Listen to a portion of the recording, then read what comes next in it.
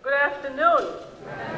There you go. I'm basically trying to wake up myself since I'm semi-jet lagged right now, coming from US.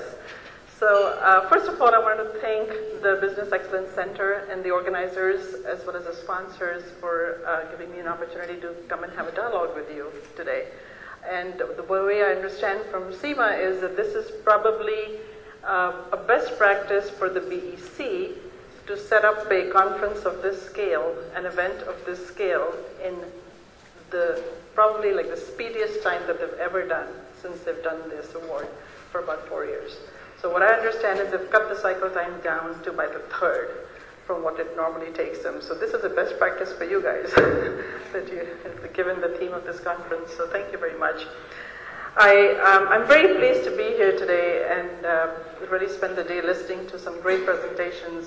And as I was telling a director of BEC, I'm just getting to know Middle East. You know, I've spent a lot of time with Asia as well as Europe as well as Americas, but I'm getting to know getting to know Middle East. This is my second trip here, and whatever I've seen so far, I'm really impressed. The commitment to quality is very impressive, and my congratulations to all the winners today, because you are laying the foundation and you are setting the standards for your business success.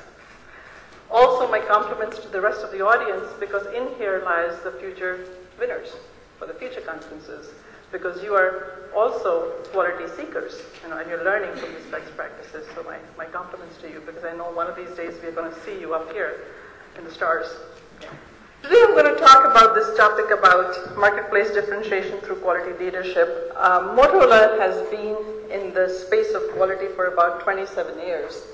And what I'd like to just share is a little bit of our journey, how we started, why we started, and Motorola is known also as a pioneer in quality, and where we are today, what are some of the lessons learned that we have done, even though we are from a telecommunications industry, but it might spark certain thoughts or nuggets in your own mind that you can apply to your industries.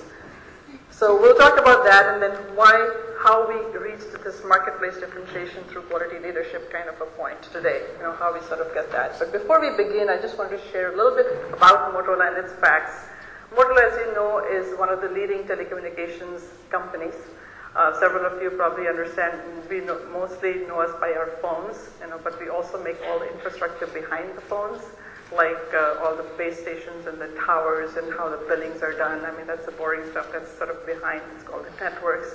We also supply very key telecommunications critical equipment to the government around the world, and public safety and security agencies around the world. So there are several areas that Motorola does business in.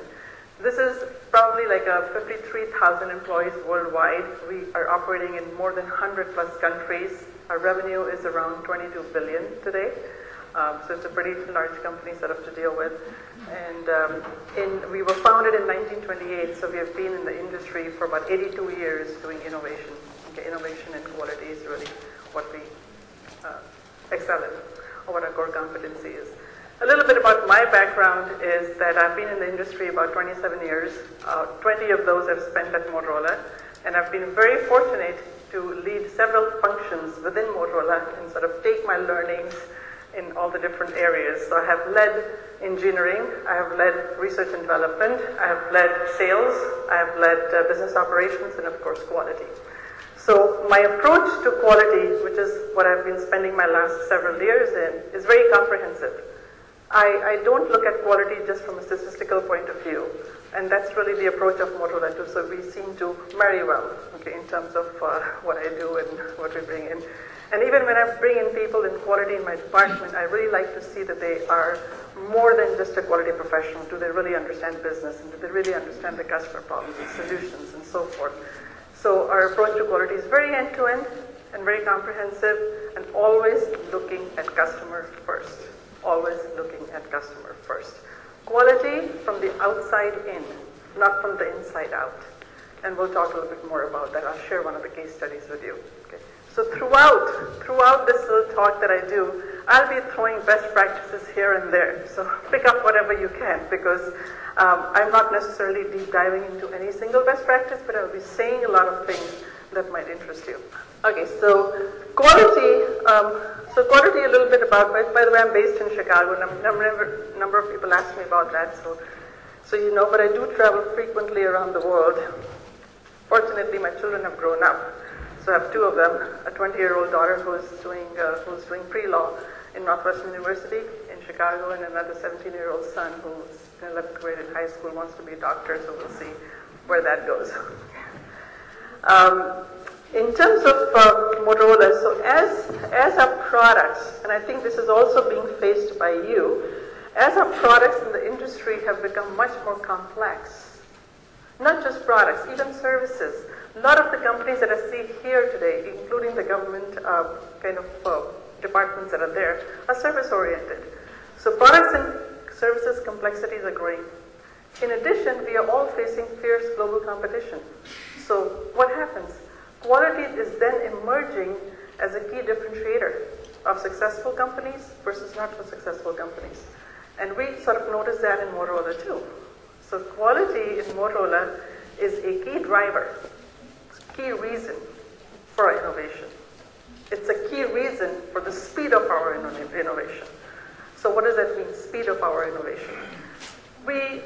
You must have heard of, in terms of phone technologies, let's just take an example of GSM and CDMA. These are called second generation and third generation telecommunications technologies, right? Now we are moving more into fourth generation technologies, which is WiMAX and LTE. These are much more broadband, mobile broadband, that allow you to do data, video, everything, streaming video, things like that. So what I mean by the speed of innovation we're changing at Motorola through quality is any lesson that we have learned in our 2G and 3G areas, we are applying, feeding it back into our strategy, feeding it back into the design of our products, feeding it back into how we do customer service, feeding it all back in. Okay? And that's one of the reasons why we are winning a lot of the fourth generation wins or bids around the world, not just in America, but around the world. So here's what I'd like to show you are some of the headlines. Some of the this moves fast. Some of the headlines from our recent wins that we've had around the world on 4G technology.